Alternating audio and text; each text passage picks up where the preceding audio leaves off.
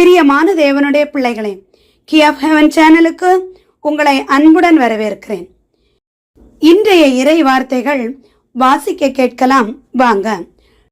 December மாதம் தேதி 6, 2024, திருவருகை காலம் முதல் வாரம், வெள்ளிக்கிழமை. முதல் வாசகம். ஆண்டவருக்குரிய நாளில் பார்வையற்றோரின் கண்கள் பார்வை பெறும். இறைவாக்கினர் ஏசாயா நூலிலிருந்து வாசகம். அதிகாரம் 29, இறை வார்த்தைகள் 17 24 வரை. இறைவனாகிய ஆண்டவர் கூறுவது: இன்னும் சில காலத்தில் லெபனோன் வளமிகு தோட்டமாக மாறுமன்றோ, வளமிகு நிலம் காடாக ஆகிவிடுமன்றோ. அந்நாளில் காது கேளாதோர் ஏட்டு சுருளின் வார்த்தைகளை கேட்பர். பார்வையற்றோரின் கண்கள் காரிருளில் இருந்தும் மயிருளில் இருந்தும் விடுதலையாகி பார்வை பெறும். ஒடுக்கப்பட்டோர் மீண்டும் ஆண்டவரில் மகிழ்ச்சி பெறுவர். மானிடரில் வறியவர் இஸ்ரேலின் தூயவரில் அகமகிழ்வர். கொடியோர் இல்லாதொழிவர், இகழ்வோர் இல்லாமல் போவர். தீமையில் நாட்டம் கொள்வோர் அழிந்து போவர். அவர்கள் ஒருவர் மேல் பொய் குற்றம் சாட்டி நீதிமன்றத்தில் தீர்ப்பு வழங்குவோரை இடர செய்கின்றனர். பொய் புனைந்து நேர்மையாளரின் வழக்கை புரட்டுகின்றனர். ஆதலால் ஆபிரகாமை மீட்ட ஆண்டவர் யாக்கோபு வீட்டாரை பற்றி கூறுவது: இனி யாக்கோபு மானக்கேடு அடைவதில்லை, அவன் முகம் இனி வெளிரி போவதுமில்லை. அவன் பிள்ளைகள் என் பெயரை தூயதென போற்றுவர். நான் செய்யவிருக்கும் என் கைவேலை பாடுகளை காணும்போது யாக்கோபின் தூயவரை தூயவராக போற்றுவர். இஸ்ரேலின் கடவுள் முன் அஞ்சி நிற்பர். தவறிழைக்கும் சிந்தனை கொண்டோர் உணர்வடைவர். முறுமுறுப்போர் அறிவுரையை ஏற்றுக்கொள்வர். இது ஆண்டவரின் அருள்வாக்கு. இறைவா, உமக்கு நன்றி. பதிலுரை பாடல். திருப்பாடல் அதிகாரம் 27, இறை வார்த்தைகள் 1, 4, 13, 14. பல்லவி. ஆண்டவரே என் ஒளி, அவரே என் மீட்பு. ஆண்டவரே என் ஒளி, அவரே என் மீட்பு. ஆண்டவரே என் ஒளி, அவரே என் மீட்பு. யாருக்கு நான் அஞ்ச வேண்டும்? ஆண்டவரே என் உயிருக்கு அடைக்கலம். யாருக்கு நான் அஞ்சி நடுங்க வேண்டும்? பல்லவி. ஆண்டவரே என் ஒளி, அவரே என் மீட்பு. ஆண்டவரே என் ஒளி, அவரே என் மீட்பு. நான் ஆண்டவரிடம் ஒரு விண்ணப்பம் செய்தேன், அதையே நான் நாடி தேடுவேன். ஆண்டவரின் இல்லத்தில் என் வாழ்நாளெல்லாம் நான் குடியிருக்க வேண்டும். ஆண்டவரின் அழகை நான் காண வேண்டும். அவரது கோவிலில் அவரது திருவுளத்தை கண்டறிய வேண்டும். பல்லவி. ஆண்டவரே என் ஒளி, அவரே என் மீட்பு. ஆண்டவரே என் ஒளி, அவரே என் மீட்பு. வாழ்வோரின் நாட்டினிலே ஆண்டவரின் நலன்களை காண்பேன் என்று நான் இன்னும் நம்புகின்றேன். நெஞ்சே, ஆண்டவருக்காக காத்திரு. மன உறுதி கொள், உன் உள்ளம் வலிமை பெறட்டும். ஆண்டவருக்காக காத்திரு. பல்லவி. ஆண்டவரே அவரே என் மீட்பு. ஆண்டவரே என் ஒளி, அவரே என் மீட்பு. நற்செய்திக்கு முன் வாழ்த்தொலி. ஆ ஆ ஆ ஆ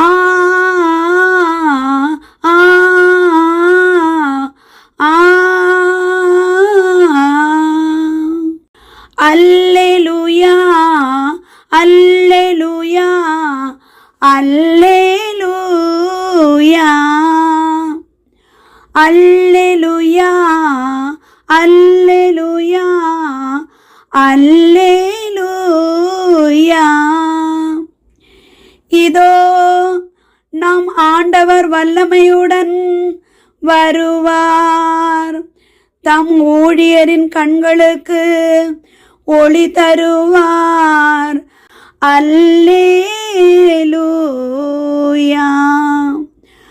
அல்லேலூயா அல்லேலூயா அல்லேலூயா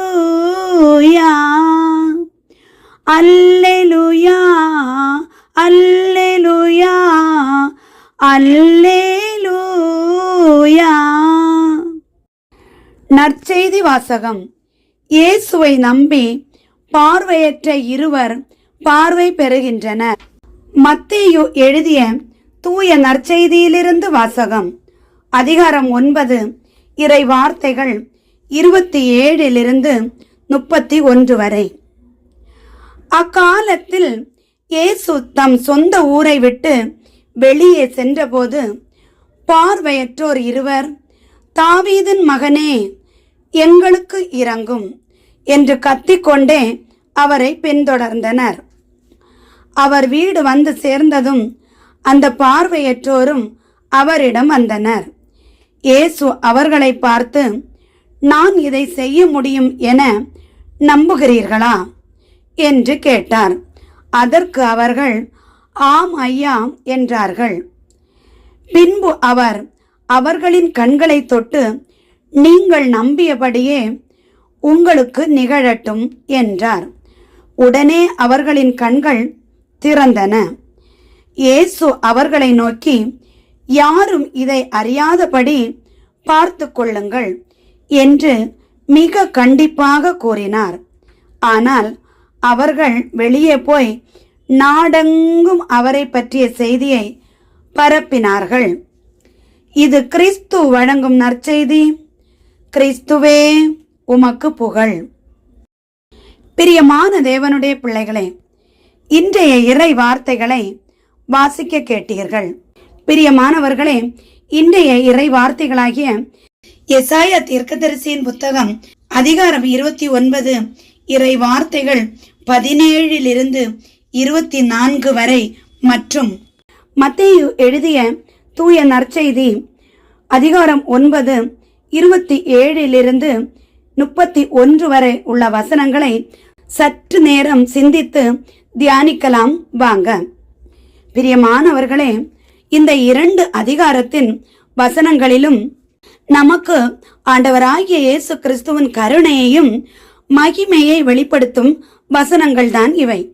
ஆண்டவருடைய செயல்பாட்டை உணர்த்துவதற்கும் நம்பிக்கை மற்றும் விசுவாசத்தின் முக்கியத்துவத்தையும் இந்த அதிகாரங்களில் உள்ள வசனங்களில் சிறப்பாக சொல்லப்பட்டிருக்கிறது.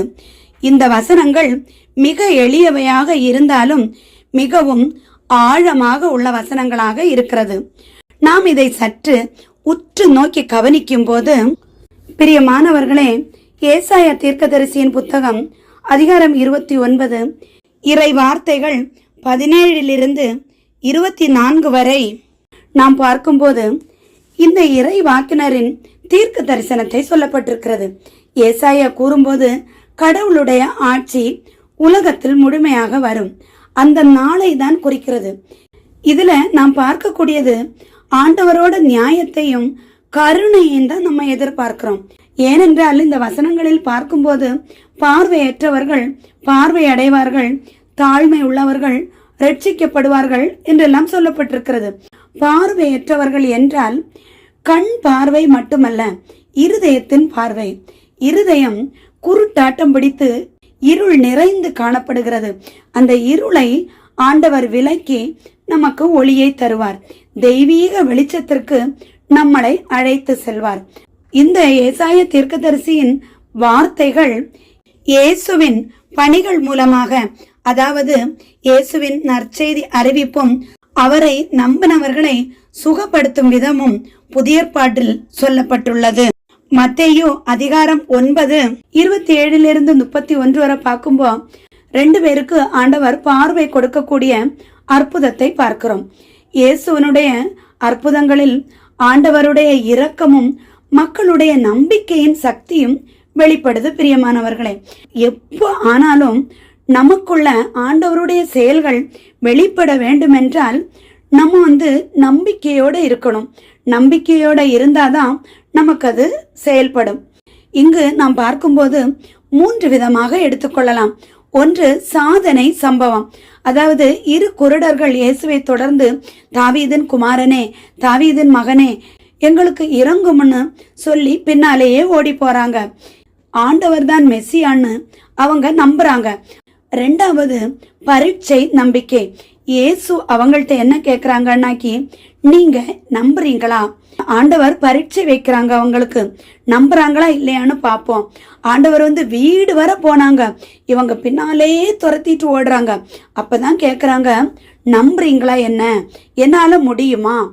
ஆமா ஆண்டவரே, உங்களால முடியும், எங்களுக்கு பார்வை கொடுங்கன்னு அவங்க பரிதவிச்சு கேக்குறாங்க. நம்பிக்கையோடு கேக்குறாங்க. 3வது, முடிவில் வரக்கூடிய அற்புதம். ஆண்டவராகிய இயேசு கிறிஸ்து உடனே அவங்கள்ட்ட, உங்க விசுவாசத்தின்படியே ஆக கடவது, உங்களுக்கு பார்வை கிடைத்து விட்டதுன்னு சொன்னாங்க. இவங்களுக்கு ஒரே சந்தோஷம், இவங்க பார்வை பெற்றுட்டாங்க. இதுல உள்ள கருத்து என்னன்னா, நம்பிக்கை தான் முக்கிய காரணம். பிரியமானவர்களே, ஆண்டவர் அற்புதம் செய்வாருன்னு அவங்க நம்பினாங்க. அவங்க குணமடைந்தாங்க. இயேசுவனுடைய சக்தியை முழுமையாக அனுபவித்தாங்க. இதுல ஆண்டவருடைய தன்னலமற்ற இரக்கத்தை காட்டுகிறது. ஆண்டவர் இறங்குகிற தேவன் அல்லவா? அடுத்ததாக ஆண்டவர் அவங்கள்ட்ட சொன்னாங்க, இது நீங்க யார்கிட்டையுமே அறிவிக்கண்டான்னு. ஆனா அவங்க மகிழ்ச்சியின் காரணத்தினால எல்லாருக்கும் சொன்னாங்க. ஆண்டவர் பெருமைப்பட விரும்பல. ஆனா ஆண்டவரை இந்த செய்தியின் மூலம், இந்த செய்கையின் மூலம் பெருமைப்படுத்தினார்கள். மக்கள் அவரை பெருமைப்படுத்தினார்கள். பிரியமானவர்களே, நாமும் நம்முடைய வாழ்க்கையில் ஏதாவது அற்புதங்களோ அதிசயங்களோ ஆண்டவர் செய்தால் அதை பிறருக்கு சொல்லி ஆண்டவரை பெருமைப்படுத்த வேண்டும். இதுல நம்ம பார்க்கக்கூடியது என்னன்னா, பார்வை அற்றவர்களுக்கு மட்டுமல்ல, எசாயா சொல்றாங்க, மனதின் குருட்டுத்தன்மையை ஆண்டவர் வெளிக்கொண்டு வருகிறார். ஆண்டவருடைய செயல்களின் பங்கு நம்பிக்கை அவசியம். இயேசு செய்தது போல இரக்கமான செயல்களில் நம்ம மற்றவர்களுக்கு செய்ய வேண்டும். இந்த அற்புதம் நமக்கு என்ன நினைவுபடுத்துதுன்னு சொன்னா, நம்பிக்கையும் கருணையும் ஒன்று சேரும்போது எதுவும் கூடாத காரியம் என்பது இல்லை. ஆண்டவரின் மீது நம்பிக்கை வைத்து நம்ம அந்த கருணையை ஆண்டவரிடம் எதிர்பார்க்கும் போது ஆண்டவருடைய நாளில் ஆண்டவருடைய பார்வை நம்மேல் படும். நம்முடைய கண்கள் மட்டுமல்ல, நம்முடைய இருதயத்தின் கண்கள், நம்முடைய கேடு பாடுகள் அனைத்தும் நீங்கி, நம்முடைய துஷ்ட எண்ணங்கள் அனைத்தும் நீங்கி, நம்முடைய ஆன்மீக பார்வை நமக்கு திறக்கப்படும். இன்னும் பிரியமானவர்களே, நிறைய இடங்களில் ஆண்டவருடைய சுகமளிக்கும் காரியங்களை குறித்து சொல்லப்பட்டுள்ளது. பழைய ஏற்பாட்டில் நாம் பார்க்கும்போது நிறைய இடங்களில் வந்தாலும் 1-2 வசனங்களை ஆதாரமாக வைக்கிறேன். சங்கீதம் 146:8 வாசித்து பாருங்கள். குருடர்களுக்கு கண்களை திறப்பார், கர்த்தரை நம்பியுள்ள நீதிமான்களை அவர் நேசிக்கிறார் என கூறப்பட்டுள்ளது. ஆண்டவர் தன்னுடைய கிருபையால் நம்மளை மகிழ்விப்பார். ஏசாயா 35:5-6 சொல்லப்பட்டிருக்கிறது, குருடரின் கண்கள் திறக்கப்படும், காது கேளாதவர்கள் செவிகள் திறக்கப்படும், முடவர்கள் நடப்பார்கள் என சொல்லப்பட்டுள்ளது. இயேசு இப்படிப்பட்ட அதிசயங்களையும் அற்புதங்களையும் செய்ய வல்லவராய் இருக்கிறார். மேலும் புதிய ஏற்பாட்டில் மத்தேயுவில் சொல்லப்படும் போது 11ஆம் அதிகாரம் 4-5 சொல்லப்பட்டிருக்கிறது. யோவானுடைய சீசர்கள் இயேசுவிடம் வந்து கேட்பாங்க, நீங்க தான் மெசியாவான்னு எங்களோட தீர்க்கதரிசி கேட்க சொன்னாங்கன்னு. உடனே ஆண்டவர் அவங்களுக்கு சொல்றாங்க, இங்க பார்த்ததெல்லாம் போய் அவருக்கு சொல்லுங்க, அவருக்கு புரியும். இயேசு கிறிஸ்து தான் உண்மையான மெசியா என்பதற்கு அடையாளம் இதில் காட்டுகிறது. மேலும் யோவான் அதிகாரம் 9:1-7 வரை பார்க்கும்போது பிறவி குருடரான ஒரு மனிதனை ஆண்டவராகிய இயேசு கிறிஸ்து சந்திக்கிறார். உடனே இயேசுவின் சீஷர்கள் இயேசுவை பார்த்து கேட்கிறாங்க, இது யார் செய்த பாவம் என்று.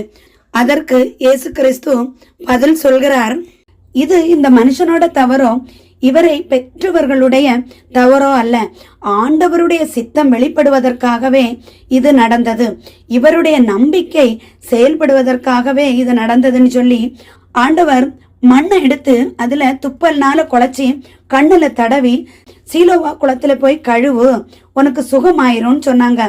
அந்த மனுஷன் நம்பிக்கையோடு சென்று சீலோவா குளத்தில் கழுவுகிறார். சுகப்படுத்தல, சீலோவாயில போய் கழுவுனா நடக்குமா அப்படின்னு கேட்கல பிரியமானவர்களே. அவங்க நம்பிக்கையோட போய் கழுவுனாங்க, சுகம் பெற்றாங்க. பிரியமானவர்களே, ஆண்டவருடைய அற்புதங்களையும் அதிசயங்களையும் பார்க்கும்போது நம்பிக்கை ஒன்றுதான் வேண்டும். இயேசு நமக்கு மெய்யான வெளிச்சத்தை மட்டுமல்ல, நம்முடைய இருதயத்தின் குருட்டுத்தன்மைக்கும் ஆண்டவர் விடுதலை அளிப்பார். இதுவே எசாயா தீர்க்கதரிசியின் புத்தகத்திலும் குறிப்பிடப்பட்டுள்ளது, ஆண்டவருடைய பணிகளிலும் சொல்லப்பட்டுள்ளது. இரண்டும் ஒன்றாக தொடர்பு படுத்தி நாம் பார்க்கும்போது நமக்கு நன்றாக புரியும். ஆண்டவர் நம்முடைய இருதயத்தை திறப்பார் என்பதற்கு கூட 2-3 ஆதார வசனங்களை சொல்லி முடிக்கிறேன். வெளிப்படுத்தின விசேஷம் 3:20 சொல்லியிருக்கிறார், இதோ வாசற்படியில் நின்று தட்டுகிறேன், யாராவது என் குரலை கேட்டு திறந்தால் நான் அன்று அவர்களோடு உணவு அருந்துவேன் என்று. பிரியமானவர்களே, அது அந்த வாசல் படி என்பது கதவு அல்ல, இருதயம். இருதயத்தின் கதவை ஆண்டவர் தட்டுகிறார். ஆண்டவர் நம்மோடு பிரியமாய் இருக்க விரும்புகிறார், அன்பாக இருக்க விரும்புகிறார். அந்த இருதயத்தின் வாசலை ஆண்டவருக்கு திறக்கிறவர்கள் மேன்மை பெற்றவர்கள், ஆண்டவருடைய எல்லா கிருபைக்கும் தகுதி பெற்றவர்கள். எசேக்கியேல் 36:26 கூறப்பட்டுள்ளது, புதிய இதயத்தையும் புதிய ஆவியையும் கொடுப்பேன். பிரியமானவர்களே, ஆண்டவருடைய கிருபையின் மூலம் நமக்கு புதிய இருதயம் கிடைக்கும். இதற்கு நாம் என்ன செய்ய வேண்டும் என்றால், எப்பொழுதும் நான் சொல்வதுதான், நம்முடைய இருதயம் ஆண்டவருக்கு நேராக திறக்கப்பட வேண்டும் என்றால் விழித்திருந்து ஜெபியுங்கள். பிரியமானவர்களே, ஆண்டவர் வரும் நாளில் நாம் தயாராக இருக்க வேண்டும். ஒரு மணவாட்டியை போல அந்த 10 கன்னிகைகளில் உள்ள 5 கன்னிகள் எப்படி தயாராக இருந்தார்களோ அதுபோல நாமும் தயாராக இருக்க வேண்டும். விழித்திருந்து ஜெபியுங்கள், தினமும் ஸ்தோத்திர பலி சொல்லுங்கள், இரக்கத்தோடு இருங்கள், ஏழை எளிய மக்களுக்கு உதவி செய்யுங்கள், எப்பொழுதும் கர்த்தருக்குள் சந்தோஷமாயிருங்கள். கிறிஸ்தவர்களாக அல்ல, கிறிஸ்துவுக்குள் வாழ்வோம். இந்த ஒவ்வொரு வார்த்தையின் வாயிலாக நம் ஆண்டவர் நம் அனைவரையும் ஆசீர்வதித்து காப்பாராக. ஆமேன். என்றும் அன்புடன் லைலா ஜேசுபாலன்.